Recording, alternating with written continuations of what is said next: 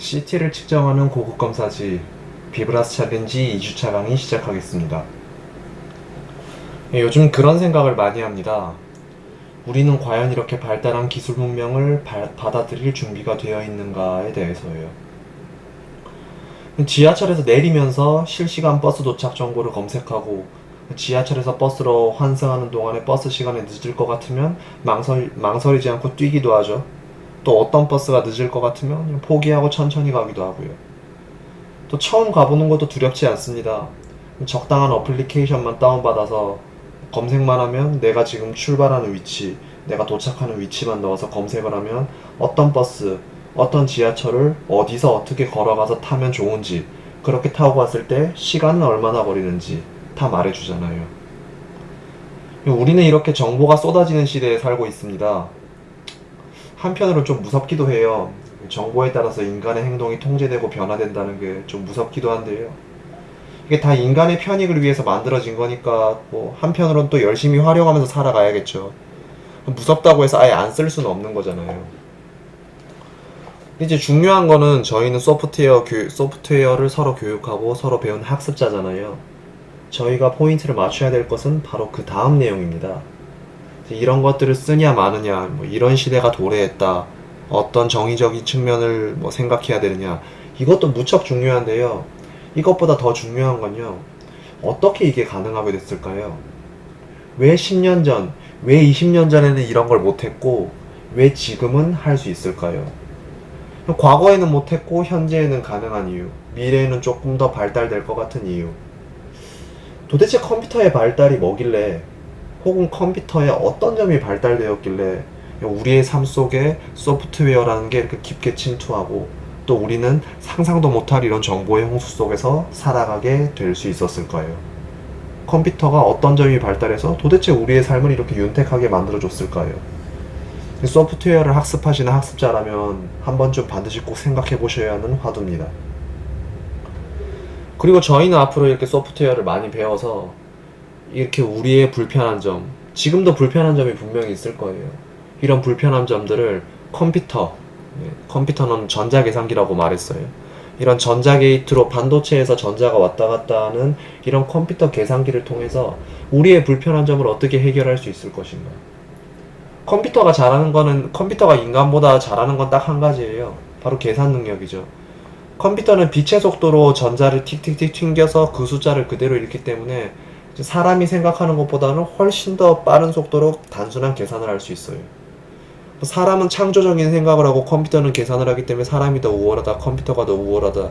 이제는 그런 말도 함부로 못하는 시대가 왔죠.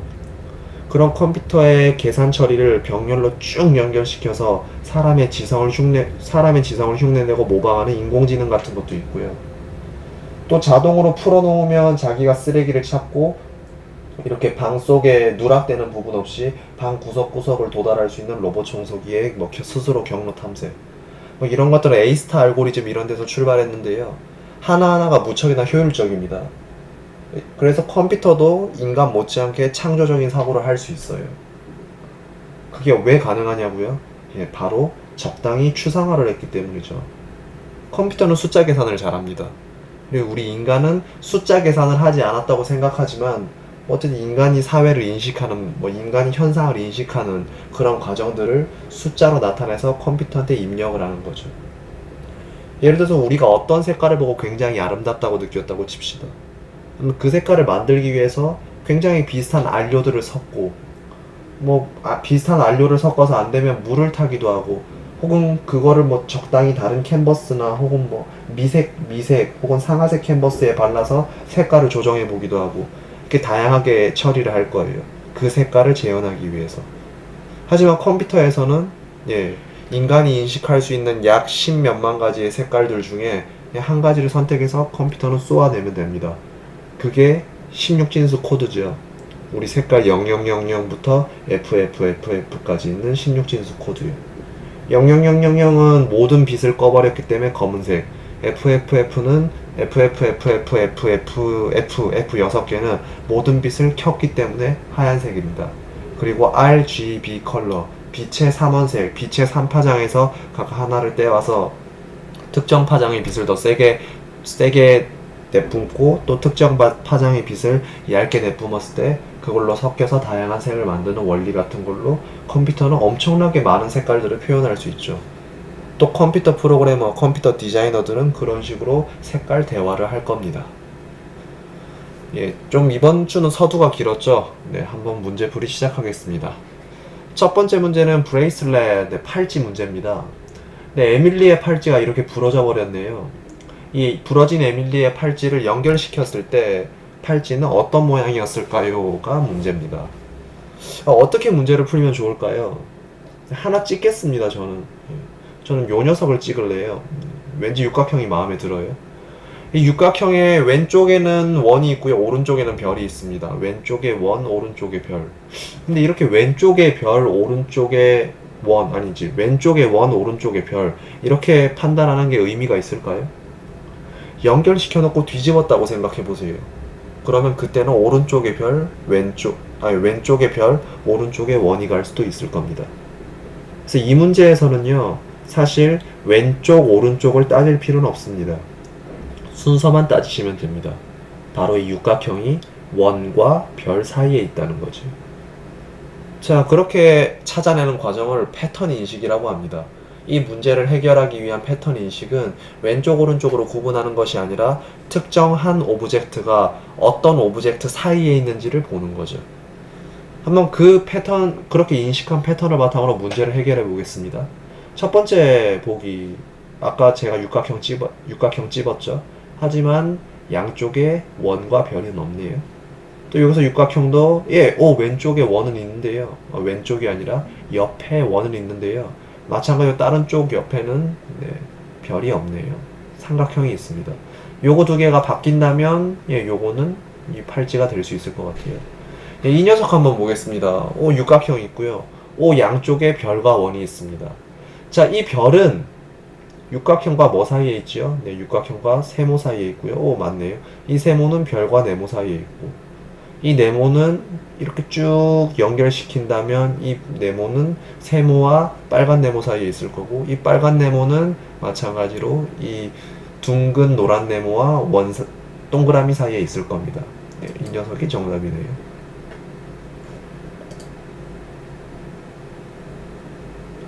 예, 좀 시간 초과가 돼서 이렇게 에러가 뜬 것 같은데요. 브레이슬렛 문제에서 저희가 살펴봐야 되는 건요, 바로 이렇게 패턴 인식을 한다는 점입니다. 우리가 문제를 해결할 때는 이 알고리즘 이전에 이 문제를 풀기 위한 일반적인 패턴을 찾아내야 됩니다. 이 문제에서 찾아내야 되는 패턴은요, 먼저 필요한 정보, 아까도 말씀드렸다시피 특정 오브젝트 하나를 두고 이 오브젝트의 양쪽에 무엇이 있는지, 왼쪽 오른쪽으로 가면 안 된다고 말씀드린 이유는 바로 이게 원순열이기 때문이에요. 원순열 계산하는 거 우리 학창 시절에 한 번씩 해보셨을 거예요. 아직 안 배우신 분들은 원순열 계산하는 법을 이제 팩토리아인데 n-1 팩토리아라고 해요. n-1 팩토리아. 줄 세우는 거를 n 팩토리아라고 불러요. n 팩토리아라는 건 뭐냐면요, 이 느낌표가 붙은 걸 팩토리아라고 부르고요. 4 팩토리아라고 하면 4 곱하기 3 곱하기 2 곱하기 1을 말합니다. 그럼 3 팩토리아는요, 3 곱하기 2 곱하기 1. 5 팩토리아는요, 5 곱하기 4 곱하기 3 곱하기 2 곱하기 1 이런 것들이 팩토리아인데요. 이 4 팩토리아의 의미는요, 4개를 서로 줄 세운다는 뜻이에요. 근데 원순열에서는 하나가 빠진 팩토리아입니다. 즉 4개를 그냥 일렬로 줄 세울 때는 4 팩토리아, 4 곱하기 3 곱하기 2 곱하기 1을 하면 되는데요, 4개를 이렇게 이런 원으로 끼워가지고 이렇게 순서를 매긴다고 할 때는 4 빼기 1 팩토리아, 즉 3 팩토리아, 3개를 줄 세우는 경우의 수를 따집니다. 이유가 왜 그러냐고요? 한번 생각해 보시죠. 왜 그럴까요? 왜 일렬로 줄 세우는 거랑 원으로 줄 세우는 거는 하나 차이가 날까요? 그것도 이제 여러분들이 패턴 인식을 통해서 발견해 내셔야 하는 겁니다. 이 문제에서 가장 중요한 건 바로 순서였습니다. 어떤 것을 먼저 할지, 어떤 것을 나중에 할지, 이런 순서가 아니라요, 이 패턴 인식에서 문제를 해결하기 위해서 가장 먼저 살펴봐야 하는 정보, 그 다음으로 살펴봐야 하는 정보, 그 다음으로 살펴봐야 하는 정보, 이런 것들의 순서를 말합니다. 가장 먼저 살펴봐야 하는 정보, 이게 원래 팔찌인데 끊어져 있었다는 겁니다. 그러면 이 빨간 네모는 이 노란색 네모랑 원래 이웃하고 있었다 뜻이죠. 이게 첫 번째 정보입니다. 두 번째 정보, 이것을 이제 비슷한 모양의 수많은 팔찌들 중에 하나를 골라내야 되는데요. 비슷한 모양의 팔찌들이 수도 없이 많아요. 요게 하나, 둘, 셋, 넷, 다섯, 여섯. 여섯이니까 601 팩토리아에서 총 120가지 정도의 모양이 나올 겁니다. 120가지 모양 중에서 하나를 골라내야 되는데 우리가 그러면 120가지를 하나하나 일일이 대입할 수가 없잖아요. 그러니까 아까 말씀드린 것처럼 하나를 찍는 겁니다. 전 육각형 찍었습니다. 육각형의 좌우에서 필요한 오브젝트들을 찾아냅니다. 이렇게 연결시키는 거죠. 육각형. 한번 껐다 켜더니 답이 바뀌었네요. 육각형의 이 원과 별 사이에 있는 육각형. 이 녀석이 정답이겠네요. 나머지는 검산하시면 됩니다. 아니면 뭐 다르게 풀 수 있는 방법은 육각형으로 풀지 말고 이렇게도 풀어볼 수 있겠네요. 이 원은 빨간색 네모와 육각형 사이에 있고요. 세모는 별과 이 네모 사이에 있습니다. 이거 두 개는 이제 독립적으로 존재하니까 요거를 끊어서 각각 요것과 요것들이 있는 것. 그러니까 빨간색 네모와 파란색 육각형 사이에 있는 원, 그리고 별과 노란색 네모 사이에 있는 세모. 이 두 개의 교집합을 만족하는 팔찌를 찾는 것도 하나의 방법이라고 볼 수 있겠습니다. 굉장히 쉬운 문제인데요. 이 굉장히 쉬운 문제 하나를 가지고도 패턴 인식의 측면에서 보면 어마어마하게 나눌 이야기가 많습니다. 소프트웨어를 학습하시는 학습자 여러분들께서는 이번 이 비브라스 챌린지를 푸실 때 이렇게 다양한 관점으로 문제를 보면서 푸시기를 바랍니다.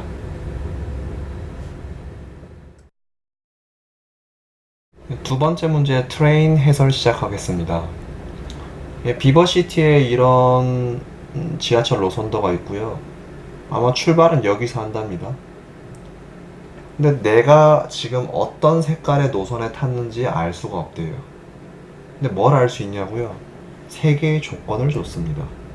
첫 번째 조건, 3스테이션, 세 역을 지나서 기차가 돈대요. 두 번째 조건, 그 다음 정거장에서 돌고 그 다음 정거장에서 또 돈답니다. 세 번째 조건, 포스테이션 레이터에 돌고 나서 내 정거장 가면 목적지에 도착한답니다. 그때 1, 2, 5, 6, 8 이 5개의 목적지 중에 어디에 도착하게 될 것인가를 물어보는 문제입니다. 우리 지하철 노선도라는 것도 굉장히 추상화되어 있는 예 중에 하나죠. 이 지하철 노선도가 실제로 여기 있는 겁니까? 뭐 삼성역, 강남역, 설릉역이라고 치면 실제로 그 역이 여기에 있는 건 아니죠. 그 지도 자체를 축약시켜서 축척이란 범위를 이용해서 적당한 거리랑 적당한 노선을 배치해서 만든 거죠. 우리가 파란색 2호선 요 딱 1번이네요. 요거는 4호선 색깔이고 요게 5호선 색깔인가요? 요건 7호선, 빨간색은 3호선 색깔이죠. 이렇게 바로바로 튀어나오는 것도 우리가 이 지하철 노선도라는 걸 색깔로 추상화하는 거를 굉장히 익숙하게 길들여져 있다는 증거예요. 그래서 조건이 3개가 주어졌고요. 이 적용하는 순서는 어떻게 적용해야 될까요? 밑에서부터 한번 적용해 볼까요? 4개 도착하면 목적지입니다. 여기가 목적지래요. 정답 없죠. 그 다음 정거장에서 돌아요. 그 다음 정거장에 못 돌아요. 뭐 이거부터 시작을 해보면 at the next station make another turn. at the next station 여기서 못 돌죠. 그래서 이 알고리즘을 적용하는 조건은요, 적용하는 순서가 중요해요. 반드시 위에서부터 차례차례 내려와야 합니다. 위에서부터 차례차례 내려온다는 이런 알고리즘의 조건을요, 바로 한글로는 순차라고 부릅니다. 그럼 이 순차를 지켜서 문제를 한번 풀어보겠습니다. 먼저 첫 번째, 3 station your train make turn. 네, 하나, 둘, 세 개 가서 돈대요. 1호선 안 되죠. 4호선, 파란색 4호선 되나요? 돼요. 7호선 되고요. 빨간색 3호선 되고요. 요 보라색 5호선도 됩니다. 그래서 이거 이렇게 다 되네요. 그다음 두 번째, at the next station, next station에 make another turn. 한 번 또 돈대요. 얘도 돌고요. 얘랑 얘도 도네요. 근데 이 7호선, 이 5번은 돌지 않으니까 요 연두색 7호선은 빼겠습니다. 나머지 이것들 중에서 보겠습니다. Per station rate you have arrived at your destination. 네 정거장 더 가면 도착한다네요. 여기는 2번까지 도착하려면 네 정거장으로 한참 멀었고요. 여기도 마찬가지고. 근데 이 빨간색 3호선만이 하나, 둘, 셋, 네 정거장 지나가게 되면 도착하게 되네요. 그래서 이 문제의 정답은 6번. 이 문제를 풀기 위한 방법은 세 개의 주어진 알고리즘 조건을 순서대로 적용하는 것 뿐입니다. 세 번째 문제, 비버게이트 해설 시작하겠습니다. 이 비버게이트는 지금 중앙에 있는 이 백록담처럼 생겼네요. 이 호수에서 각각의 꽃에 물을 주기 위해서 이 수로들을 개방하고 닫고, 네, 이런 문제입니다. 여기는 반드시 말라야 되는 땅인 것 같고요. 여기에는 물이 가야 되는 것 같습니다. 지금 상태로는 어떤 것들을 닫아야 하고 어떤 것들을 열어야 하는지 명확하지 않은데요. 한번 눌러보겠습니다, 문제를. 이렇게 누르면 막히나 봐요, 이렇게. 자, 이렇게 다 막아놓고 한번 시작을 해볼까요? 자, 먼저 여기에 물을 주기 위해서는 어떤 방법이 있을까요? 네, 먼저 첫 번째 방법은 여기를 수로를 여는 겁니다. 그럼 물이 이렇게 쪼르르 가겠죠. 근데 이렇게 수로를 열었을 때 문제가 뭐가 있죠? 예, 지금 말라야 되는 이 땅에 물이 들어간다는 거죠. 그러니까 이 수로는 열어서는 안 됩니다. 이 수로를 열어볼까요? 이 수로를 열게 되면 물이 이렇게 들어갑니다. 이쪽으로는 들어갈 수 있을까요? 네, 이 수로가 닫혀있는 한 들어갈 수 없겠죠. 이렇게 들어갑니다. 얘는 어떨까요? 얘는 닫든 열든 별로 상관은 없어 보입니다. 중요해요. 닫든 열든 상관없다는 건. 닫아 놓겠습니다. 그것도. 두 번째, 여기는 지금 물이 자동으로 들어가고 있어요. 이렇게. 여기를 열어주면 물은 들어가겠지만 이쪽 must remain dry, 반드시 건조하게 유지해야 되는 이 땅에도 물이 들어가기 때문에 이 수로는 열어서는 안 되고요. 자, 세 번째, 이제 여기에 물을 넣기 위해서는 방법이 밑에서 거꾸로 올라가 보겠습니다. 요거 열어줘야 되고요. 요거는 어떨까요? 이거를 열게 되면 영향을 받아서 여기도 물이 들어갈 수 있으니까 이거 닫아줘야 됩니다. 위쪽에 이렇게 물이 들어갈 거예요. 또 이렇게 열어주면 이쪽에 물이 들어가고 여기를 닫아야 이쪽이 건조한 채로 유지가 될 거고요. 마지막 이 꽃밭의 물은 이렇게 올라와서 여기를 열어줘야 되고요. 여기를 건조하게 유지시켜야 되니까 여기를 닫아줘야 됩니다. 이렇게 수로를 배치한다면 아마 필요한 데에 물이 들어가고 필요하지 않은 데는 물이 안 들어가게 될 겁니다. 아까도 말씀드렸던 알고리즘의 조건. 여기서 알고리즘의 조건 중에 적용하는 순서 중 가장 중요한 것은 바로 꽃밭이나 이 건조한 땅, 여기서부터 차례대로 역산해서 올라간다는 겁니다. 이 위에 물부터 시작을 하면요, 이 수차를 열었을 때 수차의 세 갈래 길을 모두 다 이렇게 내려가야 되거든요. 그러니까 여기서 출발한다면 얘가 물이 안 들어오기 위해서는 적당한 데 가서 막으면 되고요. 또 여기서도 적당한 데 가서 막으면 되고, 얘도 올라가서 막으면 되고, 올라가서 막으면 되고, 올라가서 열고요. 올라가서 열고, 올라가서 열고, 이런 식으로 거꾸로 생각을 하셔서 문제를 풀어야 할 겁니다. 자, 알고리즘은 순서대로 이루어진다. 그리고 문제를 해결하기 위해서는 어느 정도의 패턴, 여기서 말하는 패턴은 이 게이트가 열리면 물이 들어간다. 게이트가 열릴 때 최소한의 영향력, 그러니까 수로를 모두 여기에 이 꽃밭에 물을 넣기 위해서 모든 수로를 열어서 넣는 게 아니잖아요. 지금 딱 필요한 만큼만 물을 넣어야 되니까, 네, 최소한의 영향력 요거 하나만으로 열 수 있는 이거를 열고 나머지는 닫아주는 겁니다. 그리고 지금 여기도 물이 들어가면 안 되니까 여기도 닫아주고요. 이런 식으로 생각하는 능력을 길러줄 수 있는 그런 비버게이트 문제였습니다. 버스데이 발룬 문제 풀이에서 시작하겠습니다. 네, 풍선이 이렇게 있고요.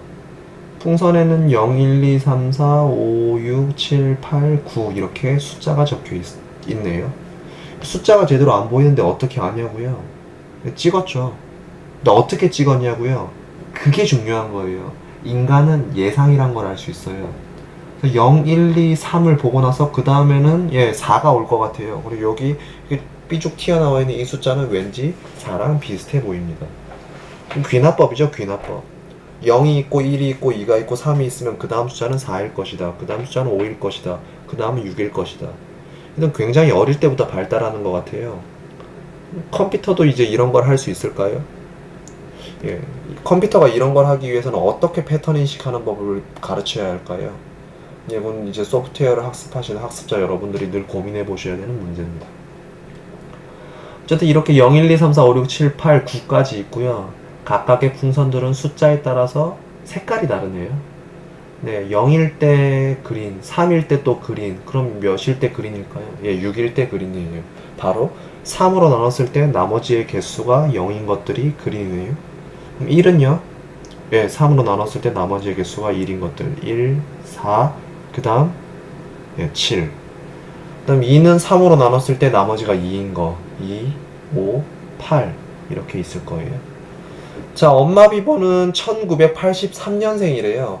그래서 지금 이 어머니 비버를 축하드리기 위해서 풍선을 지금 이렇게 색깔에 맞는, 그러니까 숫자에 맞는 풍선을 배열하려고 합니다. 이때 풍선의 색깔은 어떻게 될 거냐라는 문제네요. 1983이에요. 쉽게 풉시다. 3. 아까 그린 초록은요. 초록 3으로 나눈 초록은 모두 3하면 0이 나와요. 그리고 노랑은 모두 3하면 몇이 나오죠? 네, 1이 나오고요. 빨강은 모두 3하면 2가 나와요. 모드가 무슨 뜻이냐면요. 모드는 3을 반복해서 뺀다는 겁니다. 계속 3을 빼요. 언제까지 빼느냐? 못 뺄 때까지요. 마이너스는 없어요. 못 뺄 때까지. 자, 7에다가 모드 3을 해봅시다. 7에다가 3 빼보세요. 4. 4에다가 3 빼보세요. 1. 1에다가 3 못 빼죠. 마이너스 없다고 했으니까. 그래서 7에다가 모드 3 하면 1이 나와요. 이 모드 3을 이용해서 한번 풀어보겠습니다. 1983 1 모드 3 해보세요. 예, 1 나와요. 모드 3 1이 뭐라고 했죠? 노랑. 예, 그래서 첫 번째는 1983 노랑. 자, 두 번째 9 모드 3 해보겠습니다. 9에서 3 빼면 6, 6에서 3 빼면 3, 3에서 3 빼면 0. 예, 모드 3 하니까 9는 0이 나와요. 초록. 8은 예, 모드 3 하면 8 빼기 3은 5, 5 빼기 3은 2. 예, 모드 3 하면 2가 나와요. 빨강. 마지막 3 모드 3 해보겠습니다. 엄청 쉽죠? 3 빼기 3은 0. 바로 초록. 그래서 노랑, 초록, 빨강, 초록. 예, 옐로우, 그린, 옐로우, 그린, 레드, 그린. 이 순서대로 갈 겁니다. 중요한 개념은 모드가 나왔어요. 이 모드는 반복해서 빼는 거예요. 반복해서 빼는 것은 컴퓨터에서 나눗셈 연산자를 만드는데 굉장히 중요한 역할을 합니다. 나중에 C 언어 개념에 대해서 그러니까 C 언어 연산자에 대해서 설명할 기회가 있으면 그때 조금 더 자세히 설명드리도록 하겠습니다.